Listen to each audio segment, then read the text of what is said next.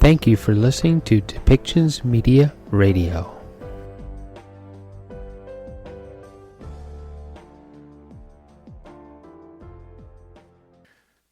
Merci d'être ici, virtuellement ou en forme physique. Thank you for being here virtually or in physical form.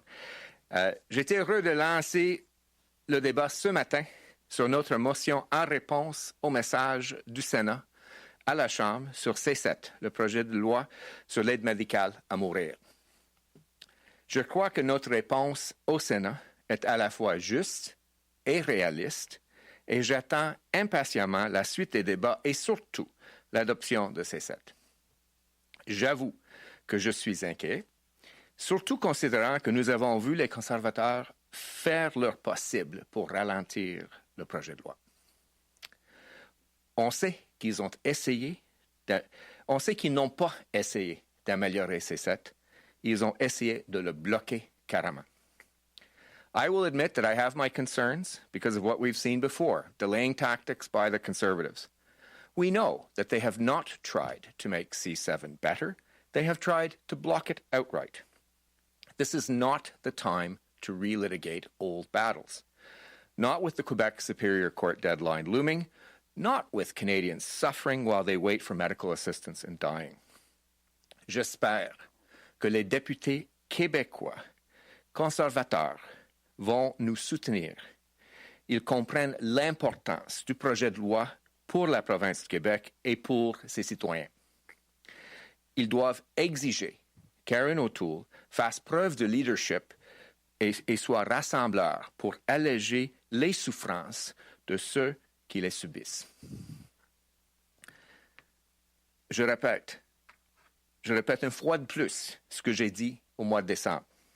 Si la décision du Québec prend effet sans les protections offertes par C7, ce sera parce que Aaron O'Toole a permis aux membres de son caucus d'ignorer la volonté des Canadiens, des Québécois et des tribunaux.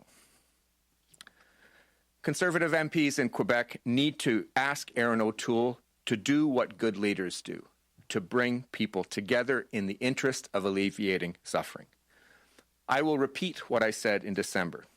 If the Quebec ruling takes effect without the precautions offered by C7, it will be because Aaron O'Toole allowed his caucus members to disregard the will of Canadians, of Quebecers, and of the courts. Je suis conscient que le temps presse.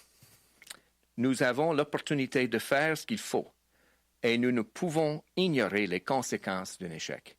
J'ai confiance que la Chambre fera son travail et que nos mesures deviendront loi avant la date limite vendredi. Merci. Thank you. I'll take your questions. And we'll now take questions alternating between the phone line and the room.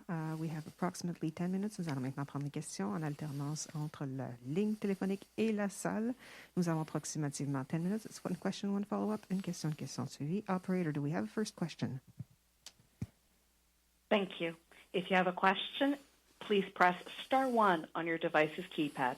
You may cancel your question at any time by pressing star 2. Our first question, Lina Dib, La Presse canadienne. À vous la parole. Please go ahead.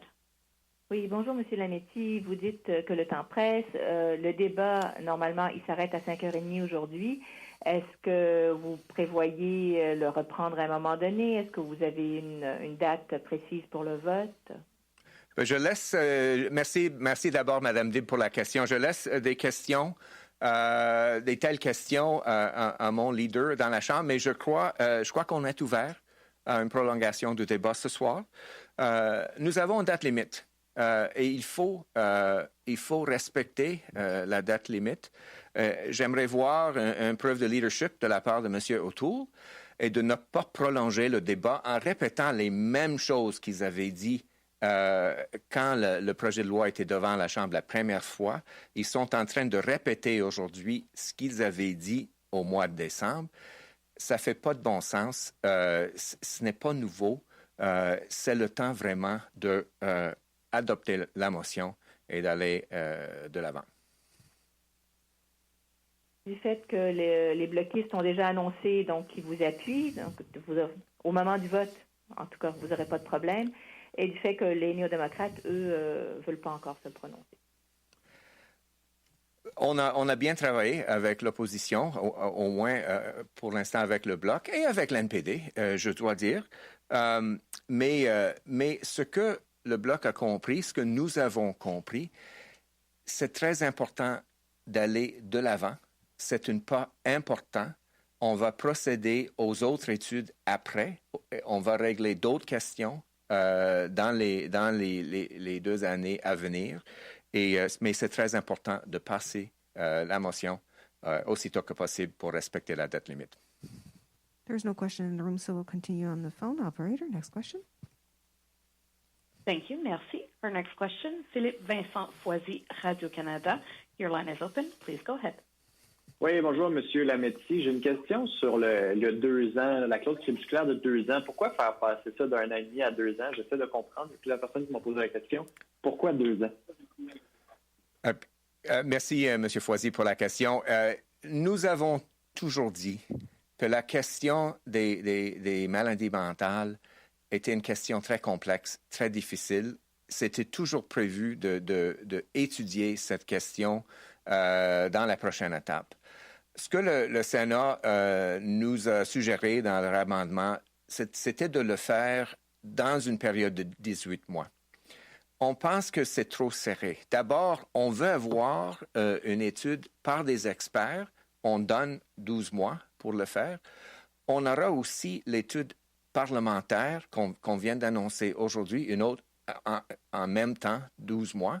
On veut donner une autre période pour que les parlementaires puissent agir avec un projet de loi, avec le temps pour écouter, pour étudier qu'il faut. Donc, on pense que 24 mois, 2 ans, c'est beaucoup plus raisonnable, beaucoup plus pragmatique et beaucoup plus réaliste que 18 mois. Je vous écoute, là, j'ai l'impression qu'on ramène le débat partisan. Les conservateurs disent qu'il ne faut pas que ce soit partisan. Tout le monde dit, dans le fond, on s'entend qu'on ne veut pas que ce soit partisan, mais dès qu'on vous entend, vous, comme les conservateurs, ça redevient hyper partisan. C'est pas un peu votre rôle comme ministre de la Justice de take the higher ground, puis d'essayer de ramener le débat à l'essentiel, qui est la substance, et non pas à des attaques partisanes? Écoutez, c'est ce que j'ai essayé de faire dès le début et c'est ce que je suis en train de faire. Mais quand j'entends dans la Chambre des communes ce que j'ai entendu ce matin, les mêmes arguments qu'on a déjà eus, fournis par des personnes qui veulent bloquer le tout, ils ne veulent pas améliorer la loi. On est à une étape où la loi a déjà passé 3e lecture dans la Chambre des communes, le projet de loi. Ce n'est pas le cas qu'il voudrait améliorer la loi. Il voudrait bloquer le projet de loi. Et quand j'entends des tels arguments comme c'est l'euthanasie, etc., ça, c'est vraiment...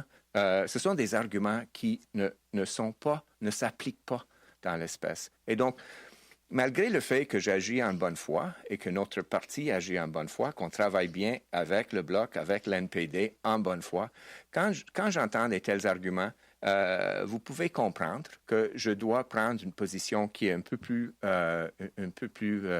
aiguë. Opératrice, prochaine question. Thank you. Merci. Our next question, Catherine Cullen, CBC News. Your line is open. Hi there, Minister. I want to touch on, I guess, a similar topic to the question you just got from Philippe Vincent, but I'd like to know, when it comes to the changes that you are now willing to make around allowing people with mental illness access to MAID, I wonder if just on a very fundamental level, you can explain to Canadians why you weren't willing to do this a year ago. A year ago, you thought it was a bridge too far. In fact, even when the legislation passed the House of Commons, this wasn't on the table, and now you're willing to do it. Can you just explain the fundamental why? Well, thank you, Ms. Cullen, for the question. First of all, it has always been the case that we have never believed or never wanted to stigmatize mental illness, and we understand the seriousness of mental illness and want to work with it. We have always said from the beginning, I have always said from the beginning, that this is a complex issue that we have what we believed would be best dealt with in the next step with the appropriate levels of study, and that hasn't changed. What has changed is we're working with the Senate. We're working with the Senate as an institution that, as a government, we have reinvigorated, and we're working with them in good faith.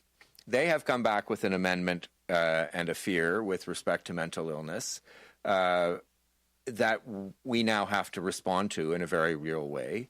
We are doing that. We have taken the proposed Senate amendment in the spirit in which it was given, and we're trying to work with it. What has happened, in effect, is that we haven't changed the ultimate position. I haven't changed my ultimate position, which is mental illness is an issue that is serious but best studied because of its complexity in the next step. That hasn't changed. What we've done is we've given it a time limit. The Senate asked for a shorter time limit. I've pushed back for a longer time limit, and our government has agreed, and this is the motion we've put forward. So really all we've added is, in a sense, a time limit on the debate on mental illness. I have so many follow-up questions, Minister, but I guess the one that comes to mind in light of what you have just said, I would also love to know where you think this is going to end politically, given that the Conservatives obviously feel very strongly about this.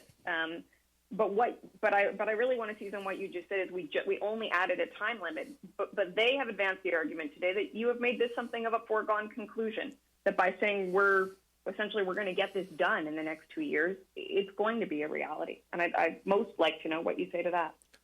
Well, I think the reality is that mental illness is a reality. I think the reality is the Supreme Court made a decision in Carter that set the parameters for the debate.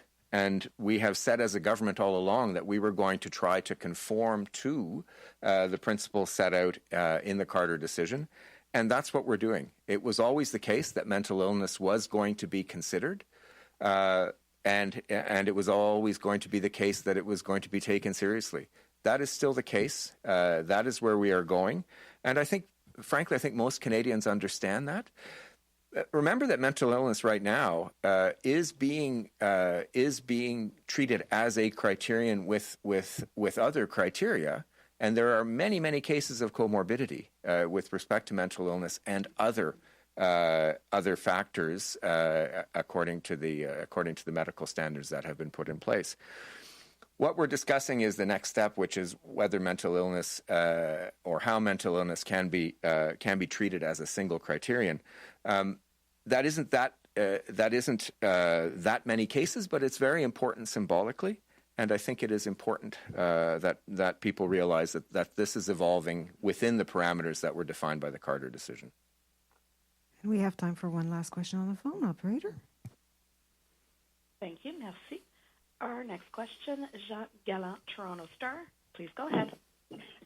Hi, Minister. On the issue of made for mental illness and advance requests, I'm wondering if you could explain why the government agreed to 2 years to come up with basically guidelines for made with mental illness, but has decided that advance requests should be studied at the parliamentary review, and there is no set timeline for advance requests. Again, thank you, Mr. Gallant, for the question. We are responding again to the Senate. We do feel that this is a complex issue. It has always been the case since 2016 that we wanted advanced requests to be studied in the subsequent parliamentary review. We had commissioned work in that regard. We also did an online consultation this time around with specific questions on advanced requests in that online questionnaire, and Canadians responded. So it is a complex issue. It will be studied as it needs to be studied, and we will move forward with that review as we have announced today. Thanks. And I just wanted to ask you then a question about Bill C-22. There have been critics this week saying that the fact that the government hasn't repealed drug possession offenses, it doesn't help to combat systemic racism in the justice system, as those offenses still disproportionately impact Black and Indigenous people. So I just wanted to know if you had any response to that. Yeah, thank you again for that question. It's an important one. As I've stated on a number of different occasions now, the goal in this particular bill was to address the overrepresentation of Black and Indigenous peoples in the criminal justice system. We feel we have done that. Part of that, part of the bill that we have proposed gives additional flexibility to prosecutors and to police, coupled with the elimination of MMPs for drug offenses, to give them a certain flexibility to keep people out of the criminal justice system. That's a very pointed response to the question of overrepresentation. There's a larger discussion about decriminalization. It's true that this piece of legislation has I would say the intended positive consequence, larger positive consequence of allowing that same discretion to other people who don't happen to be Black or don't happen to be Indigenous when they do have a problematic addiction or other instances where they would have been charged or would be charged with a drug offense. But that wasn't the goal of the legislation. The goal of this legislation was not decriminalization. That's a larger question. It's an important question. It's a question that has to be discussed and debated both in the public sphere and in any legislative sphere where it's applicable. And I think my colleagues and I have shown that we're open to that debate. But this wasn't the goal of this particular piece of legislation. And this is all the time we have. Thank you very much. Thank you. Merci. This show has been produced by Depictions Media.